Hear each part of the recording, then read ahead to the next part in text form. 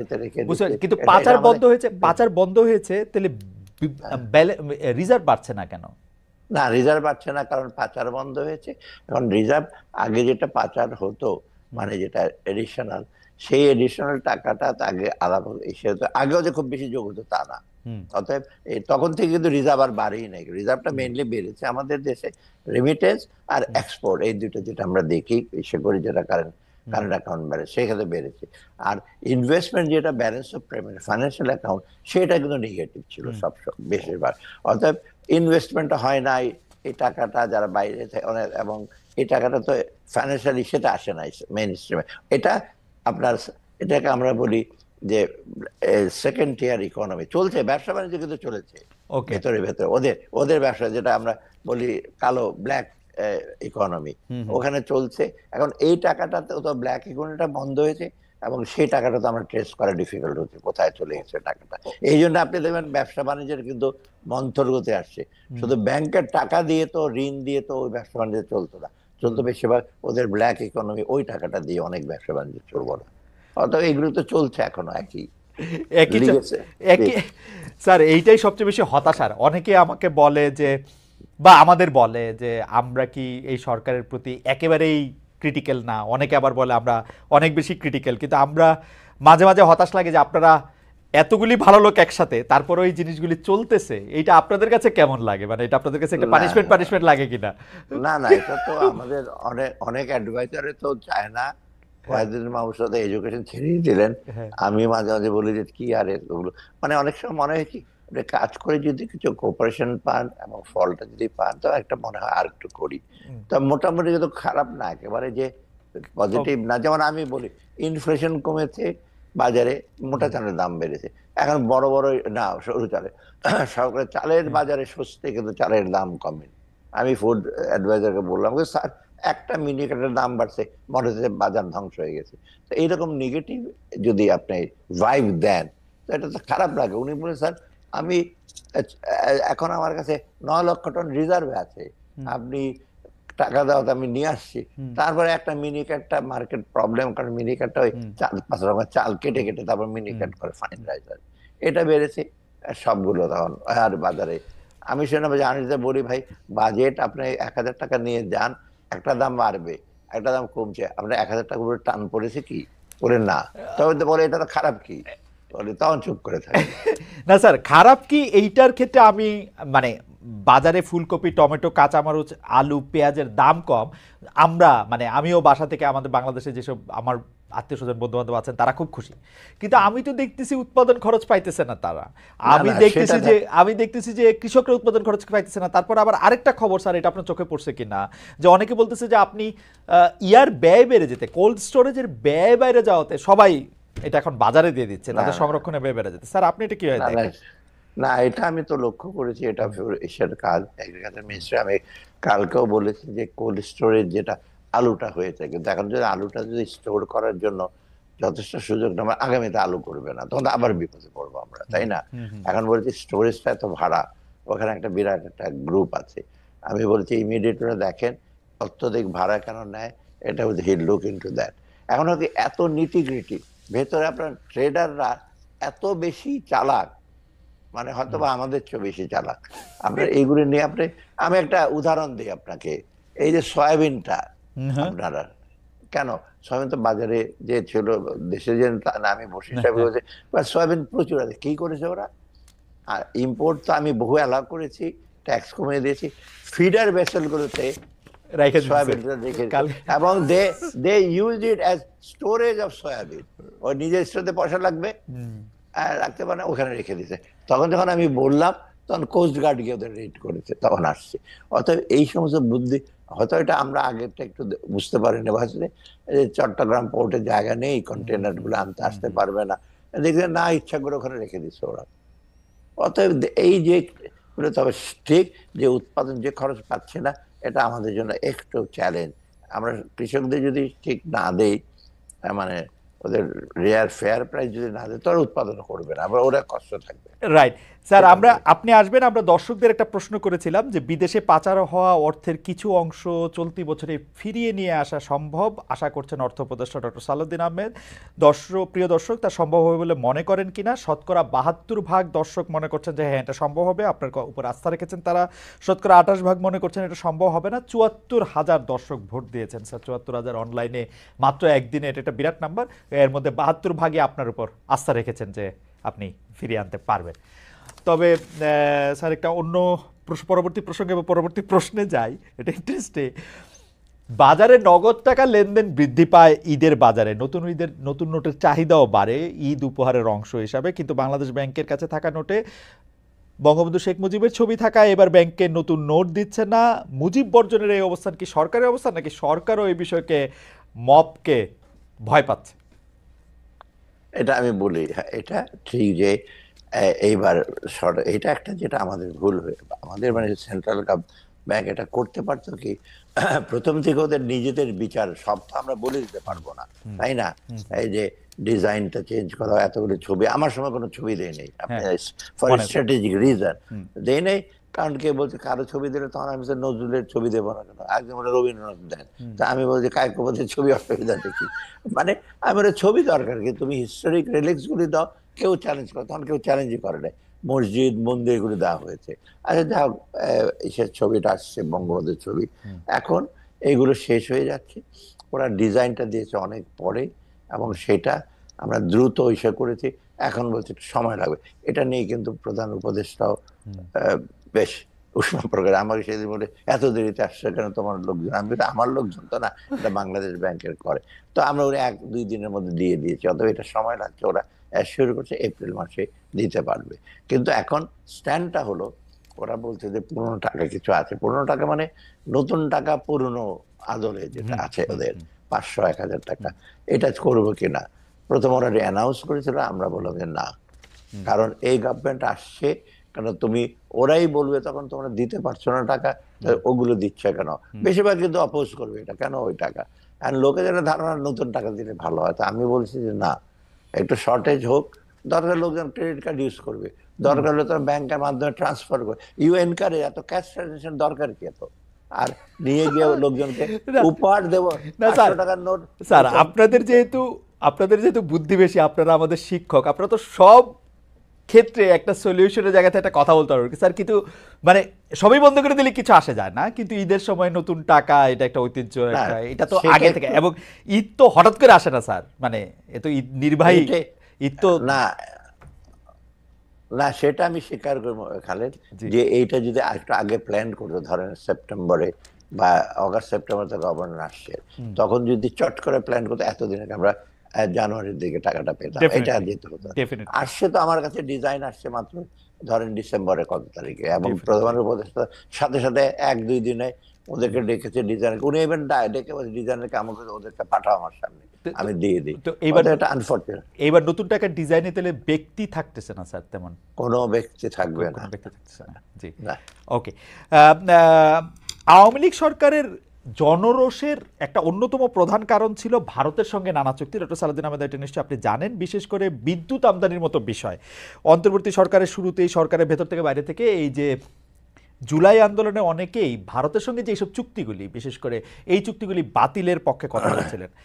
আপনি কিন্তু ভারতের সঙ্গে প্রকল্প চালু রাখার পক্ষে শুরু থেকেই ছিলেন, যে প্রকল্প যেগুলো আছে সেগুলো চালু থাকা। এখন আবার সরকার থেকে বলা হচ্ছে আদানির বিদ্যুৎ পুরোটাই লাগবে আমাদের। ভারত আমাদের সাথে কাছে অপরিহার্য কিনা, মানে এই অন্তত বিদ্যুৎ, যেখানে আমরা বলতেছি হচ্ছে যে শেখ হাসিনা সরকার যেগুলি চুক্তি করেছিল তার বেশিরভাগই আমাদেরকে জানায় নেয়, হঠাৎ করে আমাদের লাভ বেশি দেখে নেয়। সম্প্রতি প্রধান উপদেষ্টার মুখেও আমরা শুনলাম, ডক্টর মোহাম্মদ ইউনূস বিবিসি বাংলাকে বলেছেন ভারতের সঙ্গে কোনো সমস্যা নেই, সম্পর্ক চমৎকার। আপনার একটু মন্তব্য। আমি বলি, ভারতের সঙ্গে তো নেইবার হিসেবে বড়, নেইবার হিসেবে ভৌগোলিক দিকে বড়, অর্থনৈতিক দিকে অনেক বড়, এটা আমরা অ্যাভয়েড করতে পারবো না। এটা ইচ্ছা হবে যে ভারত থেকে কিছু আনবো না, ভারত কিছু দেবো না, এই অ্যাটিটিউডটা কিন্তু প্র্যাকটিক্যাল না। তবে একেবারে ডিপেন্ডেন্সি যে ভারত কালকে আমরা নিতে থাকবো আর আমরা এক্সপোর্ট করবো, আমাদের এক্সপোর্টটা নানা রকম ডাম্পিং গ্রাউন্ড, এটা সেটা বলে আপনারা দেখেন রেখে রহিম আফরোজের ব্যাটারি ডাম্পিং করেছে, এগুলো করে অতএব ওদের দিক থেকে তো ডেলিবারেটলি আপনার বেশি থেকে বাংলাদেশের মধ্যে একটা ইসে ছিল বহু আগে থেকে, এবং এখন হয়েছে রিসেন্টলি শেখ হাসিনার পতনের পরে।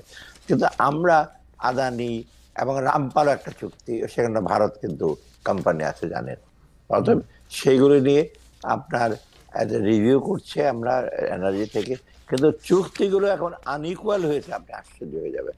আদানির চুক্তির ব্যাপারে ট্যাক্স এক্সাম্পশন করে তো ঝামেলা ওটা, আর এসব চুক্তি কিন্তু একদম রিভাইজ করা যায় না, আর ডিনাই করতে পারবেন না, কারণ ইন্টারন্যাশনাল সাথে আমাদের রেটিং কমে যায়, তখন ওয়ার্ল্ড ব্যাংক IMF এডি গুলো তো ভবিষ্যতে তো আমাদেরটা বলবো দিতে পারবো না, তাই না? কিন্তু স্যার আদানির চুক্তিটা নিয়ে কিন্তু ইন্টারেস্টিং, আদানির চুক্তি নিয়ে কিন্তু ভারতেও অনেক বেশি সমালোচনা হয়েছিল, কারণ ওরা কয়লা নিজেদের জায়গায় পুরাইয়া ওদের 3টা রাজ্যের না দিয়া তার উপর দিয়ে সেটা দেওয়া, এটা ট্যাক্স এবং ট্যারিফ ফাঁকি দেওয়ার একটা একদম স্পষ্ট। এই চুক্তিটা বাতিল করলে কি স্যার ইন্টারন্যাশনালি আমরা বড় ঝামেলায় পড়তাম?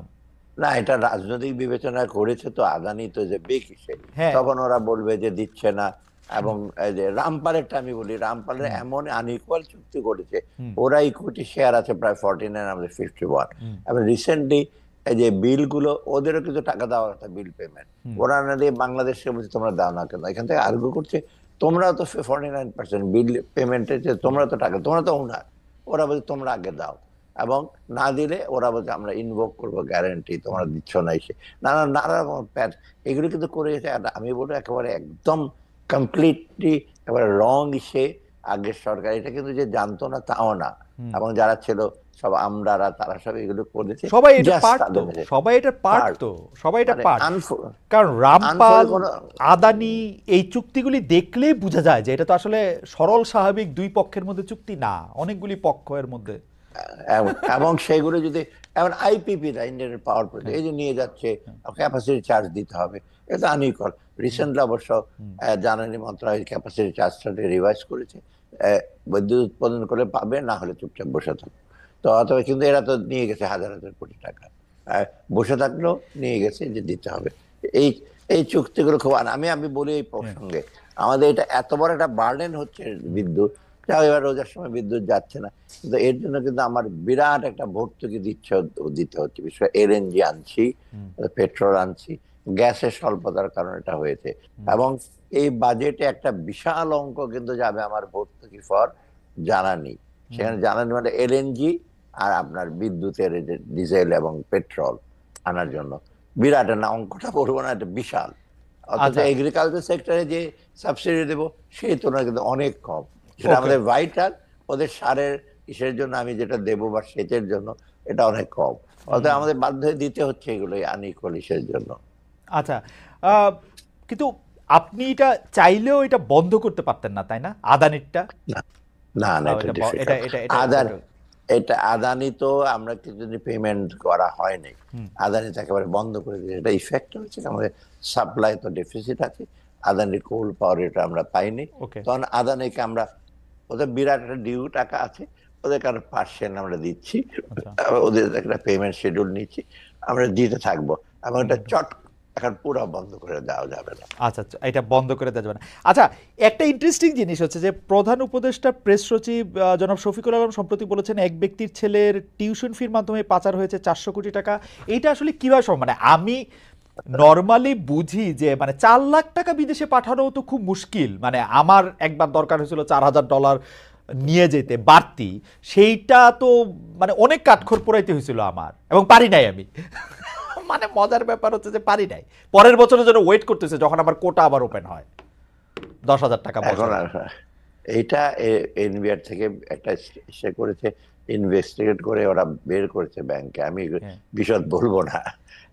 এনবিআর থেকে বাইর করছে, মানে ইটস এ ট্রু স্টোরি, মানে এটা ওরা ফিগার গুলো আমাকে দিয়েছে কয়েকদিন আগে এনবিআর চেয়ারম্যান, আমাকে স্যার আপনি দেখেন নাম সহ কে কার কাছ থেকে গেছে, কার কাছে গেছে সেটা আছে।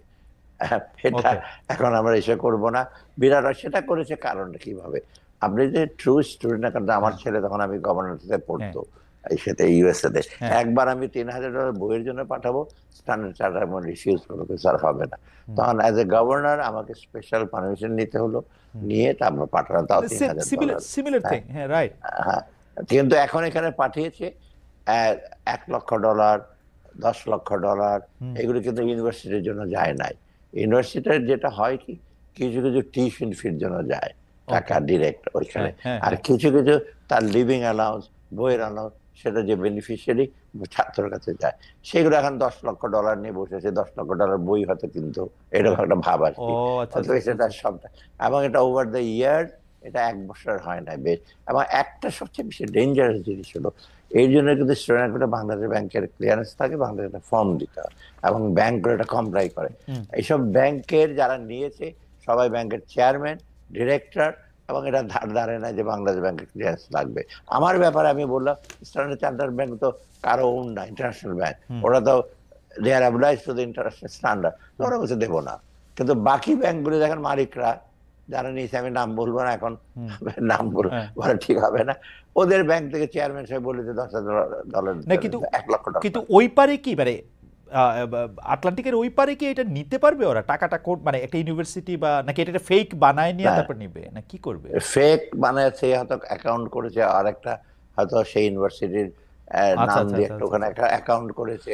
ওখানে ধরেন, ওখানে বেশিরভাগ ইউনিট ব্রাঞ্চিং, তো ধরেন হুম। কেন্টাকি শহরে হুম। আপনার ইউনিভার্সিটির অ্যাকাউন্ট আছে, সাথে আপনি আরেকটা অ্যাকাউন্ট করলেন, ইউনিভার্সিটির নাম দেখেই দেখবে তো, মানে ওকে। অনেক ফন্দি ফিকের আছে ওটাতে। মাই গড।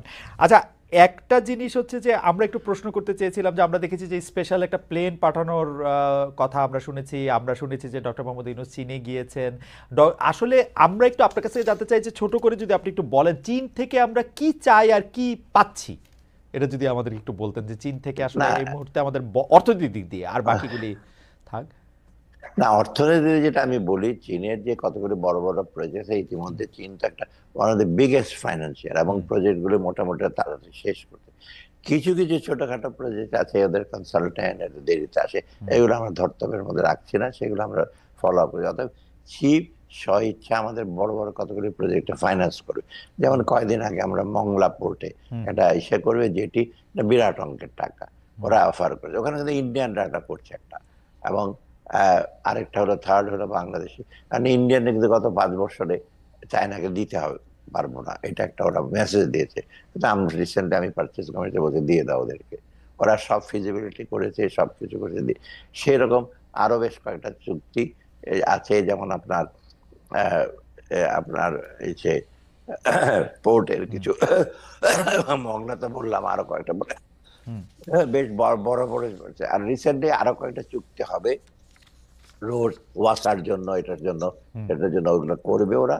এবং এগুলি মোটামুটি চীনেরটা হলে কি, খুব ওদের টেকনিক্যাল স্কিল কিন্তু ভালো, রাইট। তাই না, আচ্ছা, এটা এখানে এটা আমি একটু কৌতূহলের কারণে আমরা দেখেছি যে আগের প্রধানমন্ত্রী সর্বশেষ চীন সফরে গিয়েছিলেন বিদেশের মধ্যে, এবং সেইখানে আসলে তাকে সফর সংক্ষিপ্ত করে একদিন আগেই তাকে চলে আসতে হয়েছিল।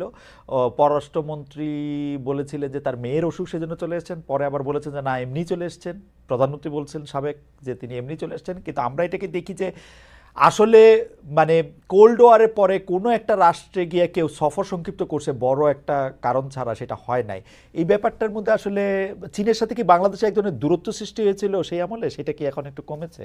না, ঠিক একেবারে, যেমন পদ্মা ব্রিজ তো চীনের বিরাট কন্ট্রাক্ট ছিল, যাই হুম। হোক, এটা নতুন গুলো ব্যাপারে চীন দেখেছে যে ওরা, Bangladesh government is slanting towards Indian আচ্ছা। আপনার এলওসি, তাই না, হুম। হুম। লাইন অফ ক্রেডিট আমরা হুম। দেখছি ওরা যাচ্ছে, তখন চায়নার বেশি আমাদের ক্যাপাসিটি আছে, আমাদের ইসে আছে, আমাদের তো কেউ পাচ্ছি না। ডেলিভারি বায়োলেটার লোন বা ইসে করে চায়নাকে দিয়ে দেওয়া হয়েছে, হুম। চায়নাকে, সরি, ইন্ডিয়া। যেমন আপনার রিসেন্টলি একটা এক্সাম্পল দিই, আমাদের এলওসি যেটা লাইন অফ ক্রেডিট বলে, হুম। ইন্ডিয়ার সাথে বেশ হুম। কতগুলি প্রজেক্ট, এগুলোর প্রোগ্রেস কতগুলো এত কম, এই গত 2-3 বছরে টাকা দেয় নাই, গত বছর টাকা অলমোস্ট বন্ধ। তা আমরা বলছি এইসব প্রজেক্ট রেখে আমাদের লাভ কি? এরা রিসেন্টলি একটা জয়েন্ট গ্রুপ আসছে, ইআরডি সেক্রেটারির সাথে বসছে, হুম। আমাকে জানাচ্ছে আমরা 9টা কি 10টা প্রজেক্ট আমরা বলে দিয়েছি যে উইথড্র করো তোমরা, তুমি আমার দরকারই নাই, হুম। দরকার নাই। তো ওরা কিন্তু মহানন্দে রাজি হয়েছে। হুম। রাজি হয়েছে কারণটা কি? রাজি, প্রথম হলো ওরা দিতে চায় না টাকা এখন, আর এটা তো আপনি বুঝতেই পারছেন যে বেঁচে গেছে বাংলাদেশ, যখন রাজি হয়েছে তা আমরাও না করে দিই। ওকে। অতএব এইসব ওরা কয়েকটা প্রজেক্ট, মানে 9টার মতো আমরা বলেছি, আর এগুলো পার্সু করবো না, আর কয়েকটা আছে, যেমন রূপপুরে একটা ইসে আছে, আর হুম। কয়েকটা জায়গা আছে ওদের, ওরা করুক ওটা। আচ্ছা। অতএব এখন দেখা যাচ্ছে যে আমরা ভারতের প্রতি এত আর ডিপেন্ডেন্ট না, ওকে, এবং চীন কিন্তু অল্টারনেটিভ ভাবে আমাদেরকে এগুলোতে আসবে। আচ্ছা, শুধু চীন না, আমি এক্সাম্পল দিই, হ্যাঁ, যেমন একটা দুইটা জায়গায় রেলওয়ে আছে, হ্যাঁ, যেটা যেটা ইন্ডিয়া করতেছে অলরেডি, তখন ওয়ার্ল্ড ব্যাংক আর এডিবি বলছে যে আমরা একটা ফিজিবিলিটি স্টাডি করব, আমার মনে এটা ওয়ার্থ দ্য প্রজেক্ট, কিন্তু ওকে। ইন্ডিয়া চলে গেছে, তখন ওরা বলছে যে এগুলো খারাপ নাই প্রজেক্টগুলো, কিন্তু ওরা তো অর্থ দেয়নি, সেটা আমরা বন্ধ করে দিই। আচ্ছা, স্যার, আওয়ামী লীগ পতনের পর যারা আপনাদের নিয়ে সরকার গঠনে ভূমিকা রেখেছে, মানে আপনাদেরকে যারা ইনভাইট করে এনেছে বা আপনাদেরকে যারা অনুরোধ করে এনেছে, তাদের যারা মাঠে রাজনীতিতে সক্রিয় ছিল, তাদের মধ্যে আমরা পাল্টাপাল্টি, দলগুলির মধ্যে আমরা পাল্টাপাল্টি দেখতে পাচ্ছি। কেউ বলছে চাঁদাবাজি আওয়ামী লীগ থেকে কেড়ে নিয়ে অন্য দল দখল করছে, কেউ অভিযোগ করছে কোনো দল ব্যাংক দখল করছে। আমি যে জায়গাটায় আসতে চেয়েছিলাম, এমন অভিযোগ করা হচ্ছে যে পুঁজিবাজার নিয়ে, যে এক দরবেশ গিয়ে শেয়ার বাজারের নতুন দরবেশ বা দরবেশ শাহ এসেছে, এসব বিতর্ক বা কাদা ছড়াছড়ি কেমন দেখেন? আমাদের শেয়ার বাজারের উপরে আমাদের আস্থা ফিরে এসছে কিনা এই 7 মাসে, বা ফিরে আস, মানে এখনো আমি ম্যানিপুলেশন বলি, চলছে কিনা? না, এরপরে ছাত্রদের যেটা বললেন, অনেকেরা বলছে, হুম, বিশেষ করে প্রতিপক্ষ যারা পলিটিক্যাল হুম, পার্টি, ছাত্ররা কিন্তু র্যান্ডমলি এত বিরাট বিরাট ছোটখাটো তদবির করে ওকেদের, হুম, ওটা খুব একেবারে যে ইসে করবে তা না। হুম, এই যে আওয়ামী লীগ হিসেবে করতো, হাজার কোটি টাকার হুম, প্রজেক্ট নিয়ে যেত, ওরা তো ছাত্রদের ওই ক্যাপাসিটিও নাই, বা ওদের সাথে লিঙ্কেজও নাই বড় বড় ইন্ডাস্ট্রি আছে, কিন্তু অন্যান্য পলিটিক্যাল পার্টি বেশি। এখন যেটা, তারা একটু তদবির, হ্যাঁ, নিয়োগ, তোদের, নিয়োগ হ্যাঁ, ভাতা, নিয়োগ, ওগুলোর মধ্যে। ওটা হ্যাঁ, হয়তো কিছুটা কিন্তু আপনি যেটা প্রশ্ন করলেন যে আপনার কি জানি ছিল সেকেন্ড ইস্যুটা, যে যে পুঁজিবাজারের এক দরবেশের আচ্ছা বদলে নতুন দরবেশ আচ্ছা আসছে কিনা, না ব্যাংকগুলি নতুন করে কোনো দল দখল করতেছে কিনা? না, ব্যাংকগুলোতে যেমন রিফর্ম করার পরে ব্যাংকগুলোর নতুন বোর্ড, সেখানে কিছু কিছু ইস্যু আছে বোর্ড মেম্বারের ব্যাপারে, কিন্তু ওই আগেকার দিনের ওই আগের যে গভর্নমেন্টের যে কিছু একদম ওদের সাথে তোল বিবাহক তারা খুবই কম আছে, তবে নাই যে সেটা আমি বলবো না, হুম, ওরা আছে, ভেতরে ভেতরে আছে। তো হুম, এটাকে চেক অ্যান্ড ব্যালেন্স। আর পুঁজিবাজারের ব্যাপারটা আমি বলি, পুঁজিবাজারটা ধ্বংস করে দিয়েছে আগের দুই চেয়ারম্যান যারা, হুম, ওটাকে যেমন সালমান সুকুকের 3,000 কোটি টাকা নিয়ে চলে গেছে সুকুক বন্ড, হুম, এবং এটা বন্ডটা ফাইন্যান্স করে সোনালী ব্যাংক হিসেবে টাকাটা হুম, নিয়ে হুম, চলে হুম, গেল। হুম, সেরকম আপনার শুধু সালমান রহমান না, কিছু কিছু বড় বড় সে যারা so call asset management company hmm, crore crore টাকা, 100 কোটি টাকা নিয়ে গেছে, কয়েকজন আবার কেস করেছে, মানে এখন খুব ভালো ওরা কেস করে জিতবে। এখন যেটা একদম ধ্বংস করে দিয়েছে, যেটা ফ্লোর প্রাইস দিয়েছিল, যেমন এই যে আপনি ফ্লোর হুম, প্রাইস যেন না নামে, হুম, যেমন সালমানের সব ফ্লোর প্রাইসে ঠেকে রাখছে, হুম, তার নতুন নতুন আইপিও দিয়েছে, হুম, সবাই মিলে কিন্তু একটা অরাজকতা ছিল, হুম, সেটা পুঁজিবাজারে এটা হয়েছে। আর স্মল যারা, ওরা ব্যাপারটা জানে না, ওরা দেখে আগে ইন্ডেক্স বাড়তো, হুম, সূচক বাড়তো, ভালো। আচ্ছা, সূচক বাড়তো প্রিজামটিভ, হুম, আমরা শেয়ার প্রাইস 100 টাকা থেকে 200 টাকা, আপনি বিক্রি করতে যান 200 টাকা, কেউ কিনবে না। হুম, হুম, কিনবে কোনটা? গ্রামীণ ফোনেরটা কিনবে, হুম, বার্জারেরটা কিনবে, লিন্ডারটা কিনবে, তাই হুম, না? হুম, হুম, আপনি এখানে এটা, এগুলো আমরা বলি প্রিজামটিভ, হুম, এটা কোনো রিয়েলাইজেশন না। হুম, হুম, এবং ওরা নিয়ে হইচই করে, মিছিল দেয়, পুঁজিবাজারে বাদ। হুম, কারণ এই একটা চেয়ারম্যানকে বাইর করা হয়, he is one of the most honest person, very efficient banker, না সিটি ব্যাংকের চিফ ছিল হুম, সে। হুম, এখন সে এসে করছে কি, সবগুলো যেমন বেক্সিমকে সে 120 কোটি টাকা জরিমানা করলো, সাকিবকে 50 লক্ষ টাকা জরিমানা করলো, নিয়াজ মোর্শেদকে ধরছে, হুম, আর লোকে ভাবে সাফিকে কি ফেরেস্তা। এই এই ফাইনটা কিন্তু 2022-23 সালে নির্ধারণ করা ছিল, নেয় নাই কেউ, সে বলছে টাকা দাও, কয়েকদিন আজকে আবার একজন কালকে না হুম, পরশু 120 কোটি টাকা দিতে হবে। হুম, এইগুলো করার জন্য মার্কেটটাকে কারেক্ট করার জন্য সে চেষ্টা করছে যে বাজে লোকগুলো, আর তার মধ্যে থেকে যারা করাপ, যেটা পুঁজি ভেতরে ছিল, তারা কদিন আগে অ্যাটাক করেছে, এই করেছে, ওরা কিন্তু পার্ট অফ ইট। অতএব অনেকে অনেকে বলে থাকে যে আপনি দুইটা গুরুত্বপূর্ণ পদে আপনার কোনো আত্মীয়কে না বন্ধুকে, পরিচিতকে নিয়োগ দিয়েছেন, এ কথা কি ঠিক যে পুঁজিবাজারে আপনার কোনো আত্মীয়কে নিয়োগ দেওয়া হয়েছে গুরুত্বপূর্ণ মোটেও পদে? না। গুরুত্বপূর্ণ পদে। মাকসুদ, আমি যে ওরে সিটি ব্যাংক হিসেবে জানতাম, বলে হ্যাঁ, কোন ব্যাংকে আসে, হ্যাঁ। আর গুরুত্বপূর্ণ পদ কোথায় বলেন? আর আমার আত্মীয় স্বজন ক্লোজ প্রধান কেন, ছোটখাটো চাকরিতে কেউ যায় না এখন পর্যন্ত।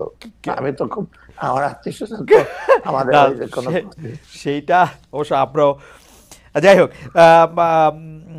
একটা অভিযোগ চলছে স্যার, সেটা হচ্ছে যে 16-17 বছর আগে যারা ক্ষমতায় ছিল, মানে 16-17 বছর আগে যারা ক্ষমতা ছিল, অর্থাৎ বিএনপি, যাদের বিরুদ্ধে আর্থিক দুর্নীতির মামলাও ছিল, অন্তর্বর্তী সরকার আসার পর সেসব মামলায় অভিযুক্তরা দ্রুত খালাস পেয়ে যাচ্ছেন বা গেছেন অলরেডি।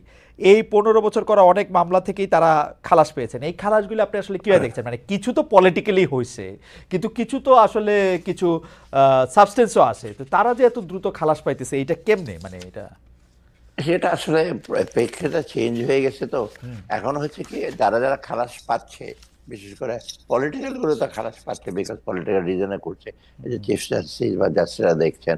আর বাকিরা যে আর্থিক, সেটা ওরা তখন দেখছে যে রিলেটিভলি আরো বড় বড় কেলেঙ্কারি হয়েছে, যেগুলো মোর সাবস্টেন্টিভ। আর যেগুলি বিএনপি না, এগুলো মোর আপনার এভিডেন্স খুব বেশি পাওয়া যায় নাই বা তেমন সাবস্টেন্টিভ না। ওই বেশে তারা ভাবলো যে এত উইক একটা ইস্যুর মধ্যে আমরা কেন পার্সু করি। কারণ আমাদের দৃষ্টি হলো যেগুলো দেখবো কংক্রিট আছে, যেমন আপনাকে বললাম 430 কোটি টাকা চলে গেছে, এটা তো কংক্রিট এভিডেন্স। ওটাতে পার্সু করা তো বেটার, যে ব্যাংক স্টেটমেন্ট ওদের নাম আসছে, এবং এই যে সালমান রহমান যেটা নিয়ে গেছে, সালাম যেটা নিয়ে গেছে, সুকন, এগুলো তো কংক্রিট। সুকন, মানে হ্যাঁ, সুকন, সুকন কি নাম?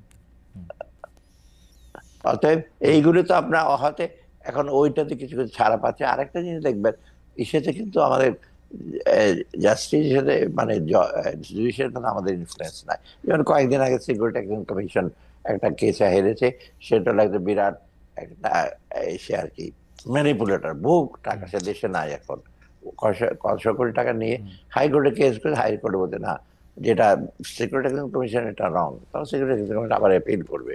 অতএব, এবং ওরা কিছু কিছু আছে যে টাকা পয়সা বানিয়েছে, দরকার হলে মিছিলের জন্য টাকা দেব, ব্যানারের জন্য টাকা দেব, ঢাকা স্টক এক্সচেঞ্জ আর সিকিউরিটি কমিশনে দাঁড়িয়ে থাকবে, গিয়ে ভেতরে ঢুকবে।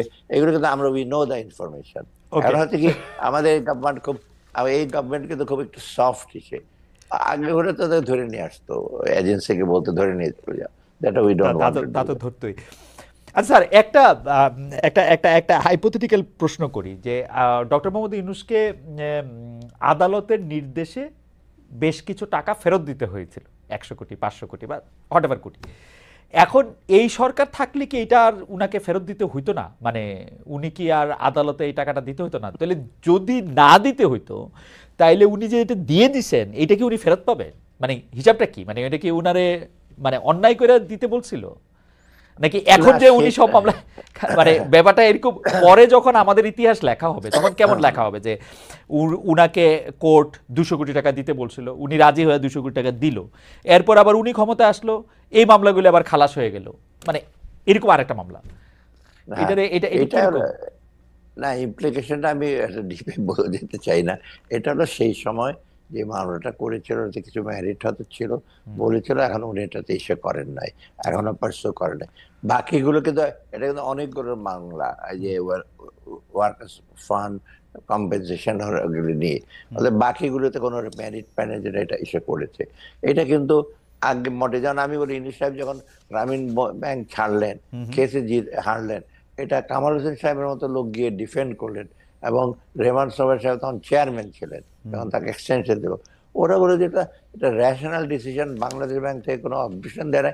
কিন্তু যা এটা করেছে এক ব্যক্তি, আপনি জানেন কে ছিল, তার হাজবেন্ড এটা লিখে টিকে জাজমেন্টটা দিয়েছে, আপনার নামই তো জানেন কে, আমি নাম বলবো না, যার স্ত্রী মন্ত্রীও ছিলেন, হ্যাঁ তারা গিয়ে দিয়ে আসছে, ওনারা দিলেন। তো ওই রকম ম্যানিপুলেশন তো এখন আউট অফ কোয়েশ্চেন। লেট, যে চিফ জাস্টিস যিনি আছেন, স্যার অত্যন্ত ওইরকম জ্ঞানী। ম্যানিপুলেশন না আসে শুনলে একটু মানে দ্বিধা লাগে, মানে এর চেয়ে কম আসে কিনা, মানে ধরেন ওই সময় 100 আসতো, এখন ম্যানিপুলেশন 20-এ নাইমে আসছে, আমাদের অবস্থা কি এরকম নাকি শূন্য? মানে আমি কোর্ট কাচারের কথা বলতেছি।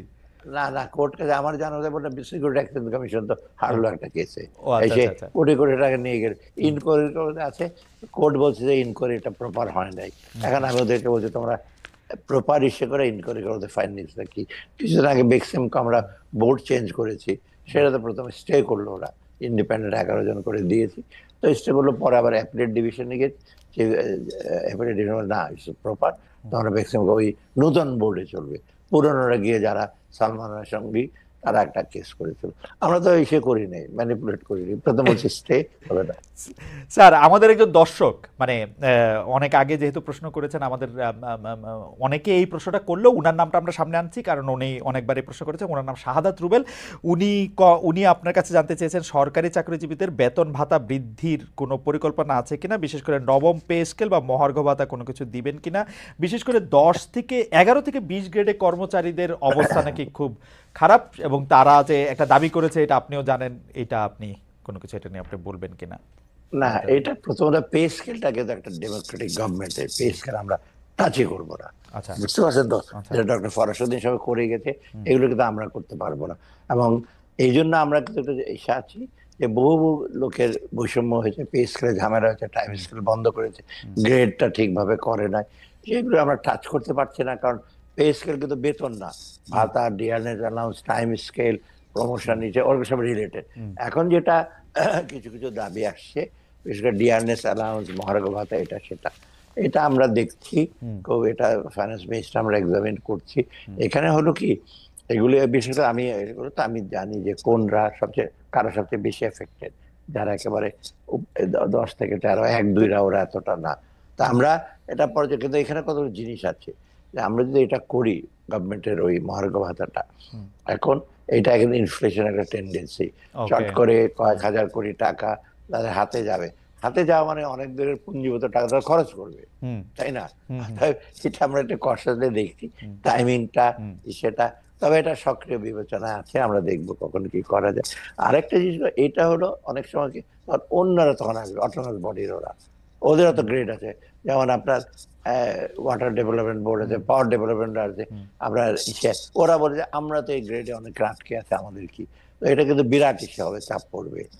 তবু সরকারি কর্মচারীরা ওরা রিলেটিভলি কষ্টে আছে। তার মানে স্যার আপনারা পে স্কেলে হাত দিচ্ছে না, সেটা আসলে নির্বাচিত সরকারি এসে এটা করার কথা, তারাই এটা করবেন, এবং মহার্ঘ ভাতার ব্যাপারে আপনারা সক্রিয়ভাবে বিবেচনা করতেছেন, কিন্তু বাজার এবং অন্যান্য কিছু বিবেচনা এটা আসলে মানে এত সহজ সিদ্ধান্ত না। এবং আমার বাজেট কনস্ট্যান্টের যেখানে আপনি দেখেন, গত 5 মাসে, August, September, October, November, tax collection was very low. Okay, মানে আপনি ব্যবসা বাণিজ্য প্রায় 3-4 মাস বন্ধ ছিল, এখন পিক আপ করছে। আমার তো সেই রিসোর্সটা দেখতে হবে।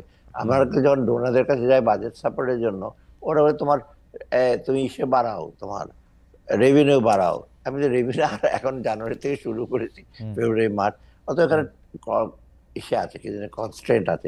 কিন্তু আমরা অন্য জিনিস কিন্তু বাদ নেই। যেমন আপনি বলি, এই যে 300 গাড়ি পড়ে গেছে, পুলিশকে কয়শো কোটি টাকা দিতে হলো, আমার গাড়িগুলো তো দিতে হবে, তারপরে অন্য এগুলো তো আমি কোনদিন বন্ধ করি নাই। হ্যাঁ, ডেফিনেটলি।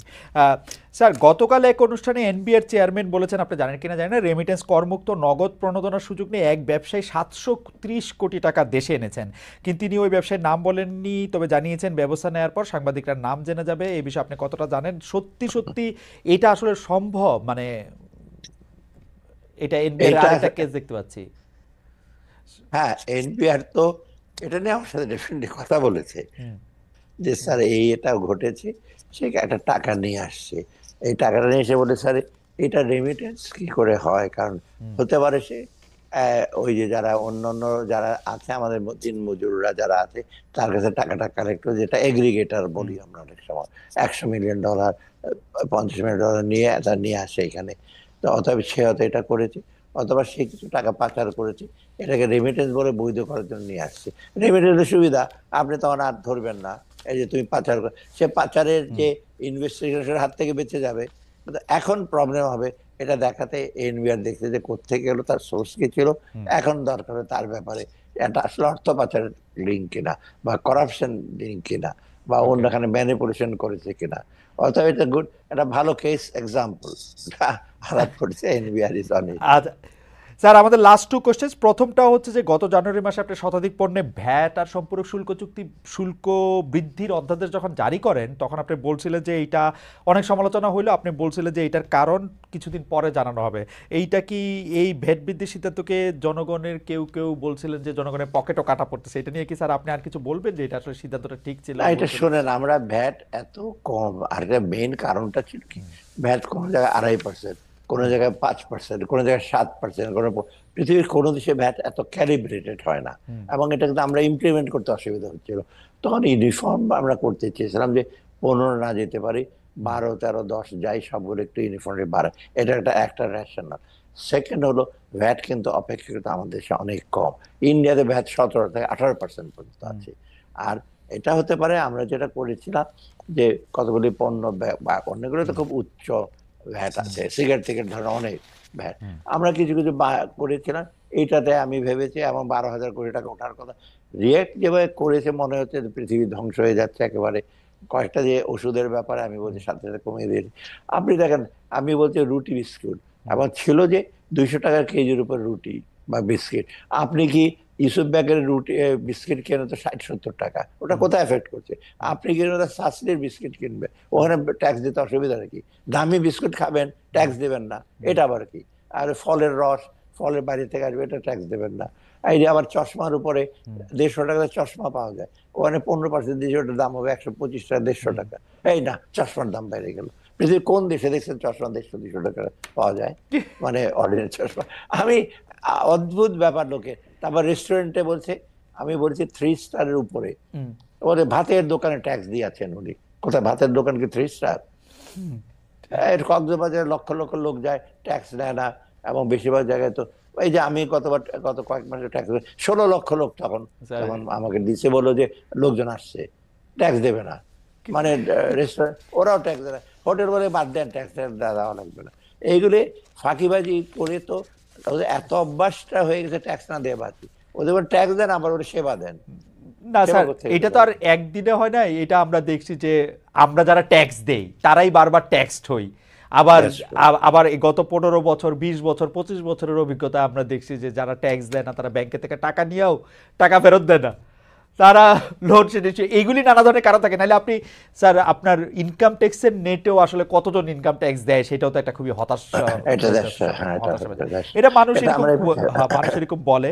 যাই হোক স্যার, এটা শেষ প্রশ্ন, asking for 2 more minutes just. It's like যে এইটা হলো দেশে শিল্প উন্নয়ন অগ্রগতির চাকা সার্বিকভাবে সচল করা, ব্যাংকিং সেক্টরের শৃঙ্খলা আনা, আর্থিক খাতে স্বচ্ছতা, সংস্কার, সব কাজ মিলিয়ে সব তো স্যার আপনি আর করে যেতে পারবেন না, কিন্তু আর কতদিন, আর মিনিমাম কতদিন সময় পেলে আপনার পক্ষে সুবিধা হবে অ্যাটলিস্ট, যেটা হচ্ছে ফুটপ্রিন্টটা যেটা আপনাকে শুরুতে বলছিলেন সেইটা একটা রেখে যেতে, বা অন্ততপক্ষে একটা টেমপ্লেট করে দিয়ে যেতে, যে টেমপ্লেট আসলে ফলো করতে হবে, অন্তত টিকগুলি দিতে হবে। মেয়াদ, সরকারের মেয়াদ আর কতদিন হওয়া দরকার বলে আপনি মনে করেন স্যার? না, আমি মেয়াদ সম্পর্কে কমেন্ট করব, তবে আমি মনে করি ডিসেম্বরের মধ্যে আমি আর্থিক খাতে যেগুলো সংস্কারগুলো যেগুলো আসুক, মানে ইমিডিয়েট এগুলো করতে পারবো। লং টার্ম, মিডিয়াম টার্মের সরকার সংস্কার কিন্তু আমরা এখানে হাত দেবো না এখন আপাতত।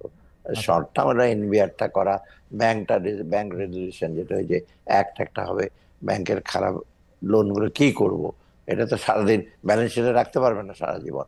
ওটা অলরেডি ড্রাফট হয়ে গেছে, ওটা করে আমরা ডিসেম্বরের মধ্যে স্যার আপনার কথা শুনে কিন্তু মনে হইতেছে স্যার আপনি ব্যাগ গুছাচ্ছেন, মানে এই ডিসেম্বরটারই কি আপনারা টার্গেট করতেছেন? না না, মানে মনে কিন্তু হচ্ছে যে আপনারা ক্যাবিনেট আসলে মোটামুটি তৈরি, আর্লিয়েস্ট পসিবল টাইমে ইলেকশন করে ফেলানোর। না, যেহেতু একটা চাপ আছে, কিন্তু না, ওরা আমাদের কাছে অনেক কাছে বলে থাকে না আরো কয়েক বছর। এই যে যাই হোক, এটা হলো কি, আমি বলি এখানে হলো আপনার বিভিন্ন ধরনের ইলেকশনটা তো মেইন, তারপরে আপনার সংস্কারগুলো আমরা সেখানে যেগুলো অলরেডি ইনিশিয়েট করেছি, আমাদের কাছে বিভিন্ন দাতা সংস্থা ওরা কতগুলো এই যে অ্যাকশন পয়েন্ট দিয়েছে, পরবর্তী ডিসেম্বর পর্যন্ত কিছু তোমরা নিতে পারবে। আর বাকিগুলোর ব্যাপারে তোমাদের হয়তো সময় লাগবে, সেটা আমি ওদের সাথে আর্গু করেছি। অতএব এটা এই সেজন্য না যে ডিসেম্বর পর্যন্ত থাকবো, তারপরে এর মধ্যে আরো 2-3 মাস হয়তো থাকতে হতে পারে, যদি পলিটিক্যাল ডিসিশন, কিন্তু পলিটিক্যাল ডিসিশন সেটা আমরা, কিন্তু আমরা বাজেটে আপনারা দেখবেন আমরা যেটা করব, ওই পদচিহ্ন রাখার জন্য আমরা কিছু কিছু বলবো আমি, যেমন এই যে সোশ্যাল সেক্টর বাড়ালাম, আরো কি কি স্কোপ আছে, এইগুলো আমরা বলবো আর কি। সেখানে তখন বুঝতে পারবেন যে একেবারে আমরা বলে দিই যে আমরা চলে যাচ্ছি তাড়াতাড়ি, ব্যাগ গোছাতে অ্যাটিটিউড থাকলে আমি এগুলো করতাম না ইমিডিয়েটলি এগুলো। তবে আমার মনে হয় যে আপনারা মানে নির্বাচন হোক বা নির্বাচন পরে হোক দেরিতে হোক সেইটা নিয়ে আপনারা আসলে খুব বেশি কনসার্ন, এবং আপনাদের মধ্যে থেকে আপনার কথা যেটা বোঝা গেল আপনারা তো এখানে আসলে লম্বা সময় থাকতেও আসেন নাই বা থাকতে চানও না। তো সো যখন এটা হবে এটা হবে। আপনাকে অনেক ধন্যবাদ ডক্টর সালাউদ্দিন আহমেদ।